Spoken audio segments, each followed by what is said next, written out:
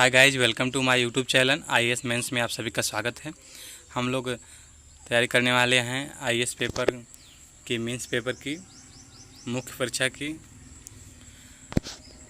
Mains syllabus जानने से पहले हम लोग थोड़ा सा प्रारंभिक का सिलेबस जान लें, पूरा सिलेबस जान लें। आईएएस का सिलेबस क्या होता है। आईएएस सिलेबस पहले दो भागों में बढ़ता है, प्रारंभिक परीक्षा और मुख्य परीक्षा में।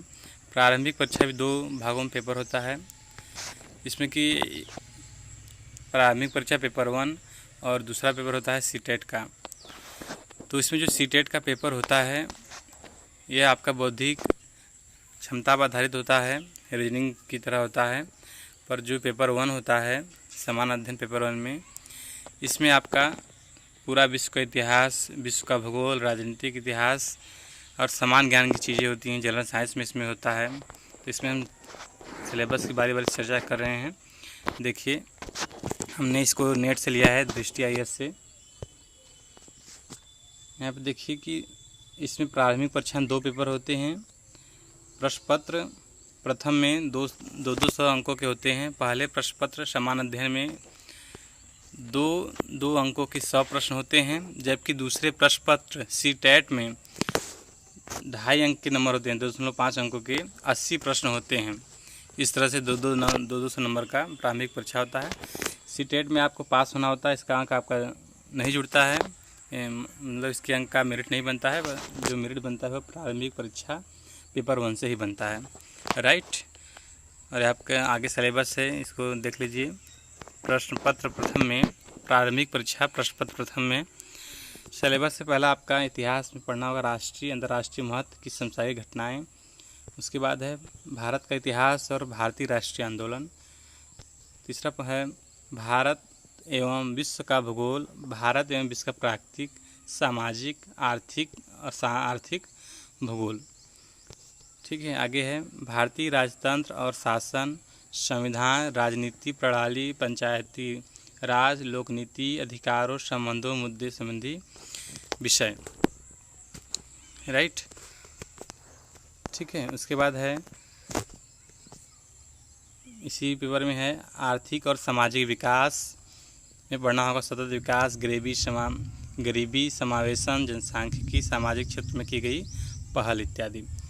उसके बाद है आगे आपको है सिलेबस में पर्यावरण परिस्थितिकी, जैव विविधता और जलवायु परिवर्तन संबंधी समान मुद्दे, जिनके लिए विषयगत विशेषता की आवश्यकता नहीं है।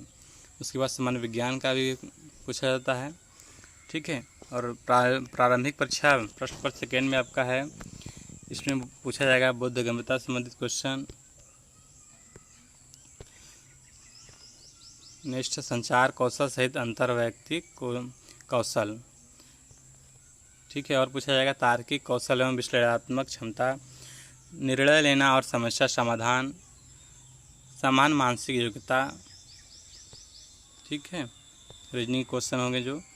उसके बाद है आधारभूत संख्यानन, संख्याएं और उनके संबंध, विस्तार क्रम आदि। 10वीं कक्षा का स्तर जो होगा आंकड़ों का निर्वचन।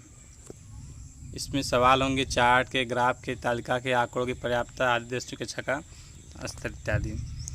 ठीक है,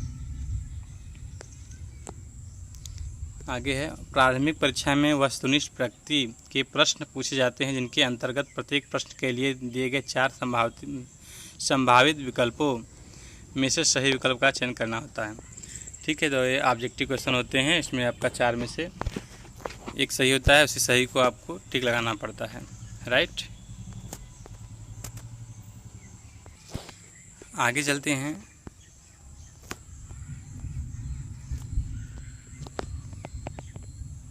सिविल सेवा मुख्य परीक्षा में विषयों का बंटवारा अनिवार्य एवं वैकल्पिक विषयों के रूप में किया गया है। यानी इसमें कुछ अनिवार्य होंगे आपको देना और कुछ वैकल्पिक होंगे। एक विषय से वैकल्पिक हुआ, उसमें आप कोई भी विषय लेकर पेपर दे सकते हैं।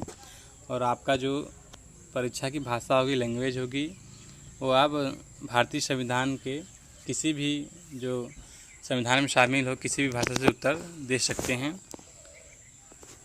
ठीक है, प्रश्न पत्र प्रथम जो है 250 अंक का होता है, जिसका नाम है निबंध। इसमें निबंध पूछे जाते हैं, 250 अंक का होता है। सेकेंड प्रश्न पत्र होता है समान अध्ययन फर्स्ट, जिसमें भारतीय विरासत और संस्कृति शामिल होती है, विश्व का इतिहास एवं भूगोल तथा समाज शामिल होता है। उसके बाद प्रश्न पत्र 3 भी है 250 अंक का, जो जाना जाता है समान अध्ययन, मुख्य परीक्षा समान अध्ययन 2 के नाम से। इसमें है शासन व्यवस्था, संविधान, राज्य व्यवस्था, सामाजिक न्याय तथा अंतर्राष्ट्रीय संबंध। प्रश्न पत्र 4 भी है जो समान अध्ययन 3 के नाम से जाना जाता है, 250 अंक का होता है। इसमें आपका होता है प्रौद्योगिकी, आर्थिक विकास, जैव विविधता, पर्यावरण सुरक्षा तथा आपदा प्रबंधन। प्रश्न पत्र 5 भी 250 अंक का होता है, जो जाना जाता है समान अध्ययन IAS मेंस परीक्षा या UPSC मेंस परीक्षा समान अध्ययन 4 के नाम से, जिसमें पूछा जाता है नीति शास्त्र, सत्यनिष्ठा और अभिवृत्ति। उसके बाद प्रश्न पत्र 6 होता है 250 अंक का। यह आपका ये जो प्रश्न पत्र 6-7 देख रहे हैं, इसमें आप एक विषय का चुनाव करते हैं और एक विषय में आपका 2 पेपर होता है। जैसे कि इतिहास ले लिए तो इतिहास का आप 2 भागों में पेपर देंगे, प्रश्न पत्र 1 नाम से और प्रश्न पत्र 2 के नाम से। ठीक है, उसका अपना सिलेबस होता है। तो ये एक ही विषय से रिलेटेड होता है, पर इसमें 2 पेपर होते हैं और पहला जो पेपर होता है 250 अंक का और दूसरा पेपर होता है 250 अंक का। ठीक है, विषय एक ही रहेगा पर इसके 2 पेपर होते हैं। जैसे इतिहास को 2 भागों में बांटा गया होगा, एक तो भारतीय इतिहास शुरू होकर मध्यकालीन आधुनिक से, फिर उसके बाद आधुनिक के विश्व इतिहास से लेकर अंत तक इस तरह से सिलेबस होता है। उसी तरह अगर भूगोल का है या फिर अन्य विषय का है तो 2 भागों में आपका पेपर होता है। ठीक है, 250 अंकों का। ठीक है, तो ये दोनों पे एक ही पेपर है। उसके बाद है नेक्स्ट है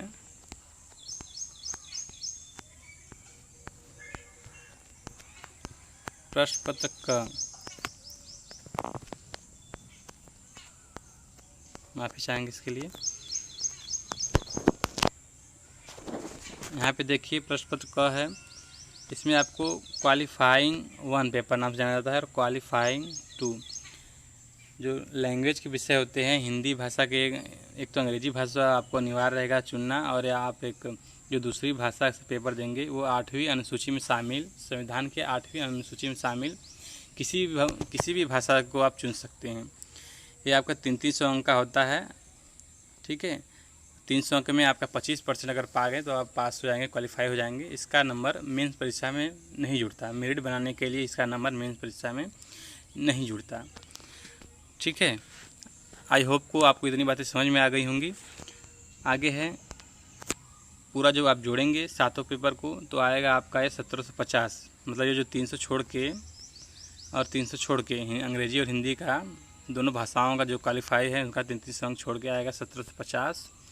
और इसमें व्यक्तिगत परीक्षा होता है, इंटरव्यू नाम से जाना जाता है, जो होता है 275 अंक का। यह जुड़ जाएगा तो आपका कुल हो जाएगा 2025 में आप जितना अंक पाएंगे उस हिसाब से आपका मेरिट बनेगा। राइट,